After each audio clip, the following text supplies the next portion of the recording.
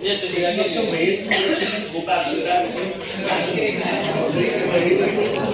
What you're talking about Jurassic Park? I'm not talking about going back and getting that ecosystem which was there 2 decades ago or so. Yes. That is itself ecosystem restoration. What you're talking about, I got vibes of paleobotanical vibes of Jurassic Park. You want to go back to the Jurassic times. You want to bring back paleo. No. You can go for ecosystem restoration. You can bring back stuffs, plants, not which are lost. Lost plants you cannot bring them back because they will not suit the climate. They will not suit the requirements, the nutrient requirements.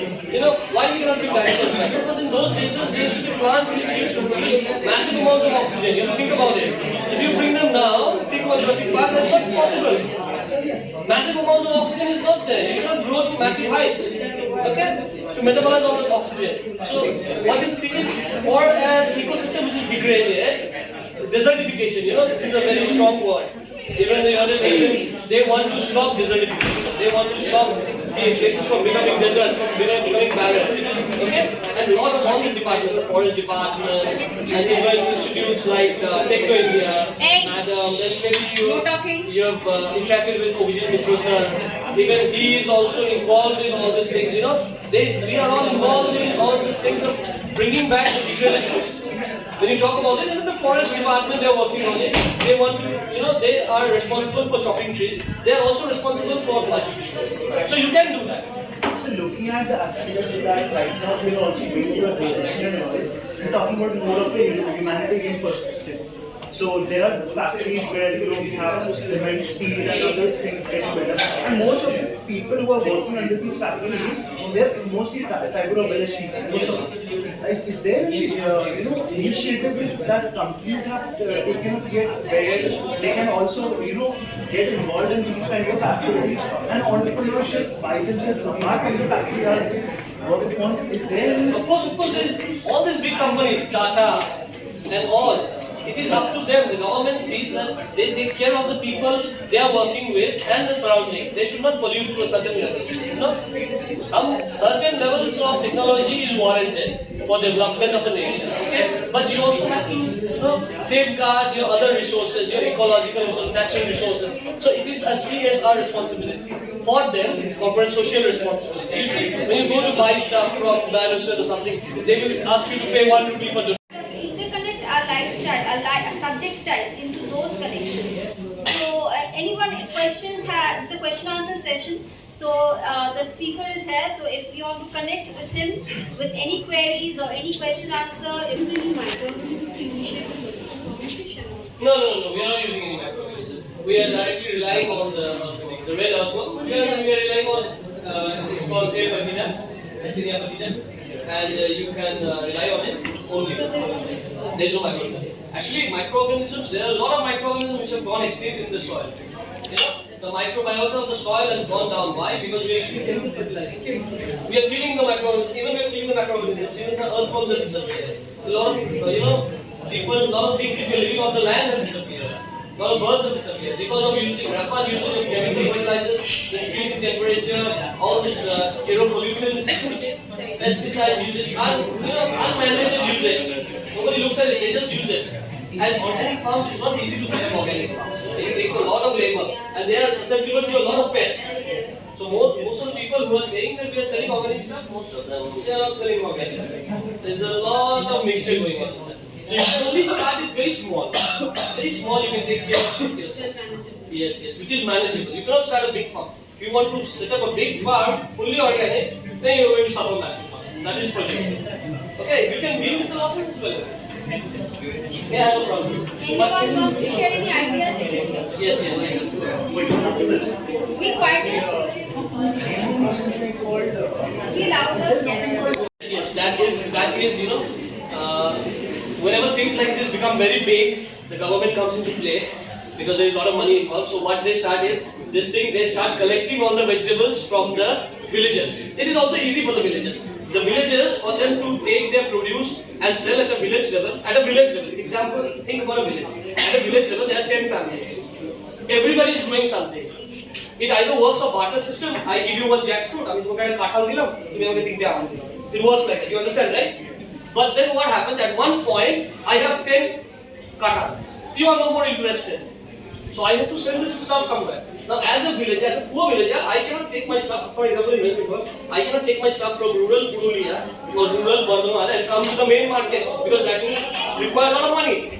I don't have money. So I am either forced to sell it over there for very dirt cheap at my village market or eat it, and if I don't want to eat it, if I cannot take it back, I have to throw it over there, I have to dump it. That's why you have heard a lot of stories of tomato being dumping. The farmers, they bring their stuff to the market, spending all the money they have, and it is not sold. So they cannot take it back. So they have to dump it.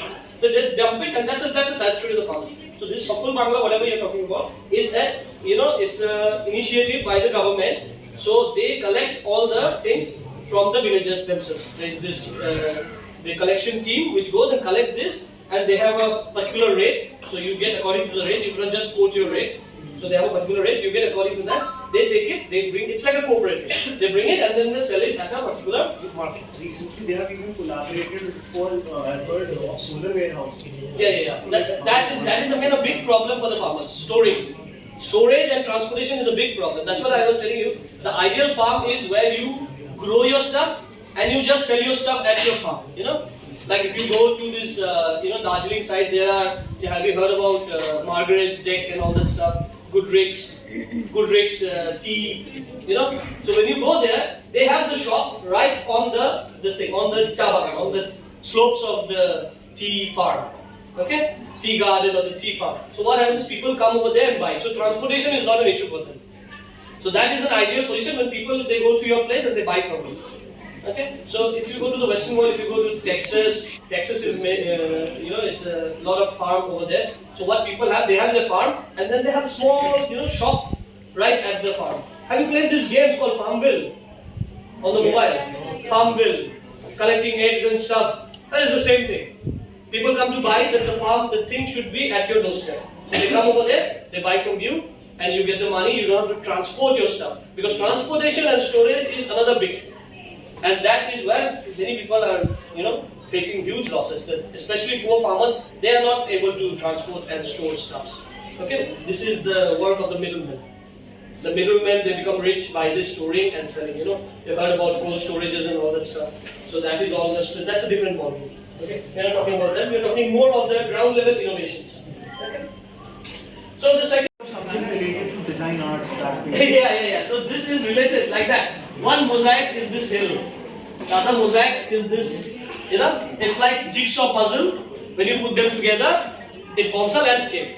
Yes. So this jigsaw puzzle, one jigsaw is a hill, one jigsaw is maybe this river, one jigsaw is the forested area. So these are different mosaics. So forest mosaic means there are different kind of features in a land. These are like sort of, there's a sort of some initiative from our side, like man-made. No. This is the ecosystem where we are working.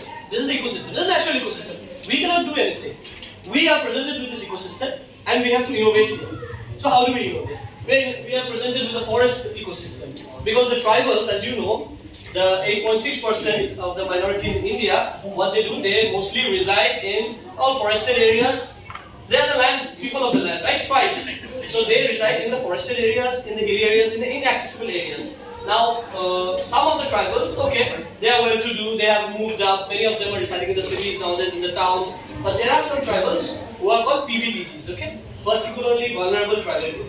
Now, these PVTGs are, they're very, they have been exploited in the sense they are not allowed to use the land, the forest. There is a tribe in Orissa, it's called, you might find it interesting, it's called Mankidia tribe. How did the term Mankidia come? This is not their making, this is the making of the officials. So they used to be monkey hunters. Their land used to be infested with monkeys. And they used to live off monkeys. They used to hunt monkeys. They used to eat the meat of monkeys. And from there, the tribe's name has come as Mankidia. And right now, what is happening is the people of the tribe, that has become their title. The way you identify them. For example, my name is Sourav. If I go to Mankidia tribe, my name will be Sourav Mankidia. Like Sourav Dutta, right? Like that, Sourav Mankidia. Or Ashok Mankidia, like that. So it has become their title. So most of the PVTG people, they use their tribe's name as their title. You have Paiga, you have Lodha, if you have heard about it. Santhal, you have heard about Santhals, right? Santhals are very well-to-do tribals. They are very high up in the tribal hierarchy. They are very well-to-do, okay? After that, these people are really at the bottom rung of the tribal society. So we want to show innovation to them. Santals, they know. There are many Santals who are working in government jobs. Many of them are IAS, you know. Even our president. Okay. And there are a lot of people who are in well-to-do jobs. But you know, this PVTG people, they don't want to expose themselves to the world too much. They are like, if you have been to Andaman, I don't know, there is a tribe called Jarawa. You heard about it? There's a very ancient tribe. Okay, so if you talk about tribes, if you search for tribes, you'll see there are many different kinds of tribes. Okay, and one general knowledge fact: most amount of tribes in India is present in Orissa.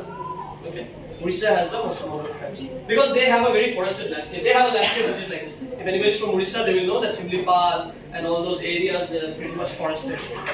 Okay, so we are talking about the villages and the